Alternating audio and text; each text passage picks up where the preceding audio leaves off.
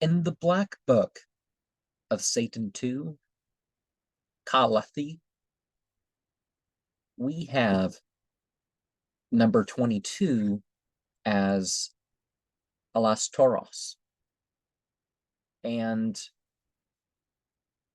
that is represented by the sigil that kind of reminds you of the Mars and the sun symbol at the same time. And as the cat, I'm reminded of those black cats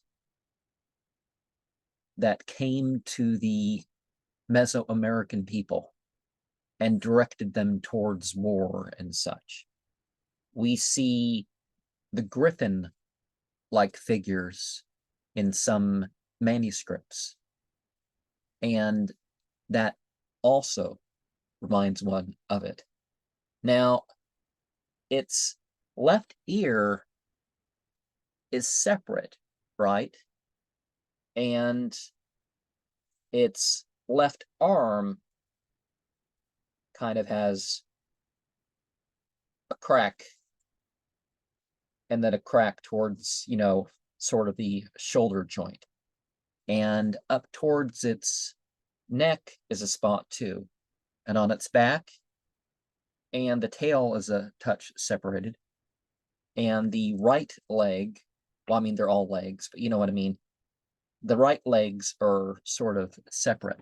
But, you notice it seems sort of like a claw, right? And so where would this be mythologically? We have Baphomet, we have Shub, Shub-Niggurath, the thousand goat mother. Now, I've discussed, connected to a Yule ritual, that this is not something that started with H.P. Lovecraft. But even if it did, it represents something, right? And so that's why at the center here we have Diana, whatever, the thousand-breasted mother.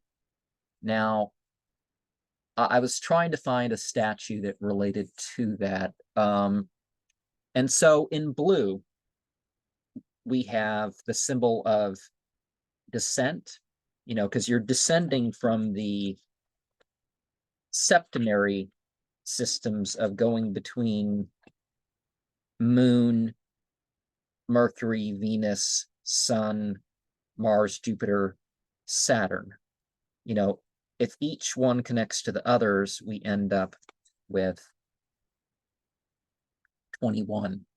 So some would say, in your typical order of 9 angles tarot, you would have this numbered 22. But for sake of identification and having the 0 and the 22 together, we have the symbol of ascent represented in red there. And we have this other symbol here related to Asaruludu. And, that is more specifically known as Shub, Asaruludu, Asaruluhu. And because they didn't use the symbols that you would see in like the Necronomicon that you see in print or any of its versions, we have the cuneiform in the circle. Now, so we have the feminine, of course, reference to the seasons, you could say, the ways related to the 12 children of Tiamat. And let's, not the same order, but, you got Kingu, you got Kululu, you got Kasariku, you got Bashmu, you got Lahamu, you got Lahmu, you got Mushamatchu, you got Mushchushu, you got Ugalau, you got Umu Dabrutu, Uridimu, you have Usumgalu, and the Scorpion Man myth, the Gir Tablulu are Akra U Amelu, which is both singular and plural at the same time. But so we have this myth of the 12 connected like that. And of course we have a crystal, and the crystal represents like your typical world or universe card, something going into, something going out of. And we of course are invoking and evoking in a more total way. So this is both a start and an end.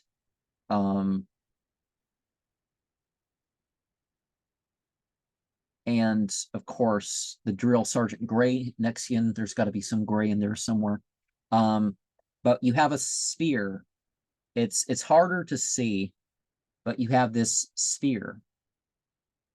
And typically you'd have this female figure dancing in the sphere. You know what I mean? And so rather than this young whatever, one of the muses, or all 9 of the muses, the Norns, the daughters of Baphomet, whatever you want to call them, that can be said to be implied also here. And that symbol that you see in brown in the bottom right corner, that also connects to this idea of something's beyond the spaces, like in so many rituals I have had this experience of like there's like something between space, between time, between matter, and it's hard to describe, but you're there. So there's the emergence, there's the going into, there's those 4-sided crystals, and of course you have Alephus Levi's Baphomet symbol right there, and you see very faintly the number 21 between his knees and his feet. And while the Baphomet is really female in most mythologies, and there's other importances you can have, but there's the key going in, going out.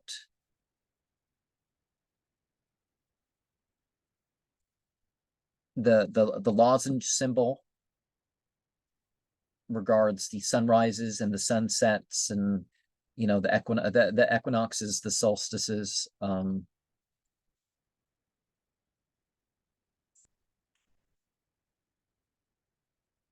And the wheel turns round as it is.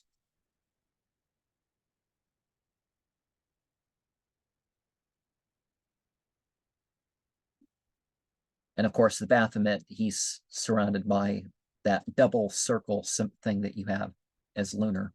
And you may have noticed that different than Sakutra Nexion, I feel that in my personal one, that these symbols in red and blue of going beyond, to the celestial sphere with the red, to the blue, to the earth sphere, as you would typically have on these diagrams. I feel that it should be, 3. So I go around more times.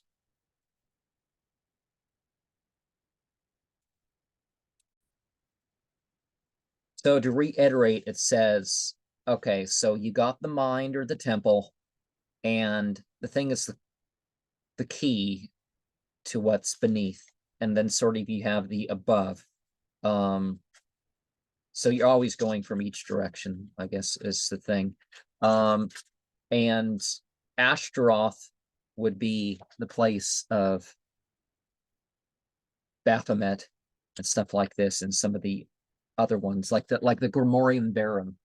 I have more to do with that grimoire. Oh, and you might also want to note how the cat has 9 teeth. And if anybody knows the whole list of the 9 daughters of Baphomet from the Order of 9 Angles specific tradition, let me know, because I have not been able to piece together the whole thing. Is this just something referenced there because it lines up with some Celtic and Norse and some other sorts of mythology, but it's not quite articulated, what all the names are? Does it align with the, because it's obviously not the Jewish names, it's not the Norse names, it seems to be whatever. But if you don't know the names of the different types of poetry and all that other stuff, the principle is the same. Because in some myths, Baphomet's a male, some it's androgynous, some of it's a female, and I don't think this sort of thing matters as much what gender you're putting on this, because it's sort of beyond that. We can use dance to express a sort of sphere, right? And okay, the Necronomicon, if we're referring to Marduk and all that stuff, we got the Asaruludu.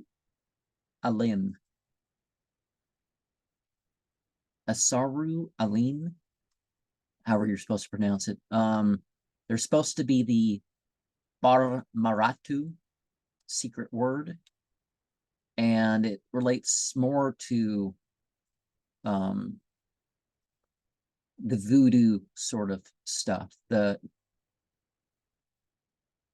Because the Loa is really the people, so it's actually an ancestor cult more than it is directly a spirit cult sort of thing. So related to existence and knowledge, and that's what we're doing with the pathways, right? Is we're developing an ontology of ourselves. And with this card, we are going beyond, the usual structure. The does it exist or does it not exist? The 1,000 forms. The art. The opening of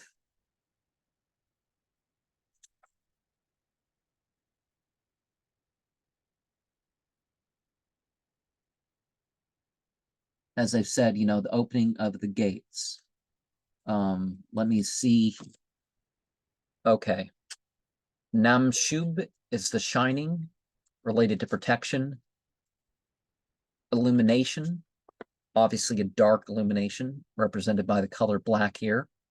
As you go down the tree of life, you're going through this, it's like all the elements are combining to form earth, you could say, or the tree of weird. If you go off of it, you've gone past the star paths to something more dark. So the brown and the black is more in that.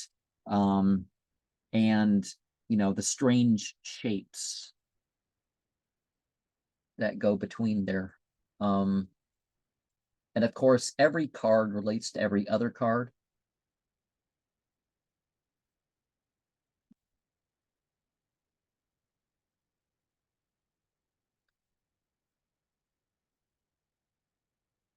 So the thing is to have not just gain access and understanding in what you're going to associate it with it symbolically. What you're going to want to do is to separate yourself from the association of others.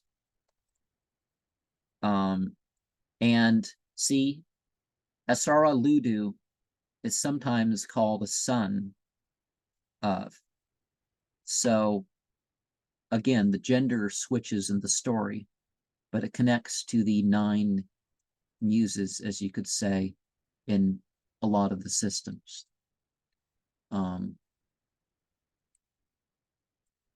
It's not the direct one. Okay, well, it's kind of like the queen mother stuff going on, right? It's the queen mother stuff, but it's related to incantations.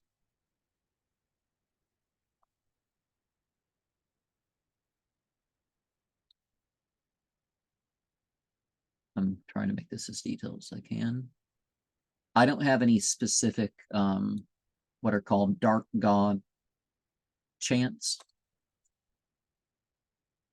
I mean, you know, they're all right, but you know what I mean. You might start here with your imagination. You might start here with techniques. And you might start, you know, as I said, realize what has been completed. Realize how former completion can direct you another way, because you're definitely and of course counterclockwise is probably a more important way to dance. But you want to express, make it specific to the pathway in which you are expressing.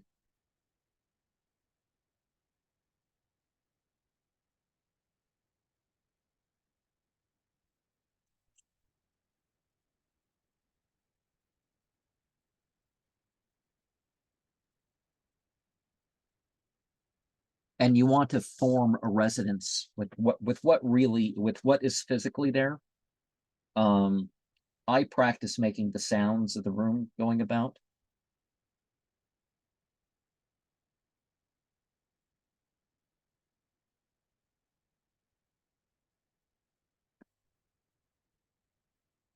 And of course, come up with your own meanings for the symbols. Okay, so we have 3 layers of circles here. And the pathways around, right? It's like the body. So, you know, the legs and all that, legs, arms, feet. And so you go up the legs and then you have the main body. And that's the spiral of the going outside.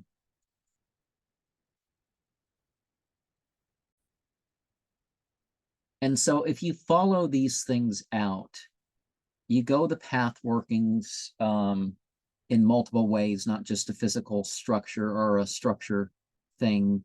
You have the extreme moments or the particularly sensual moments or whatever, and you use that in your rituals. And some things will happen that just can't be passed on by things. And some of it's going to seem chaotic, some of it's you're not going to be used to it, whatever, but you push yourself through the experience and, you know, then you see the, you know, the abysmalness of it all.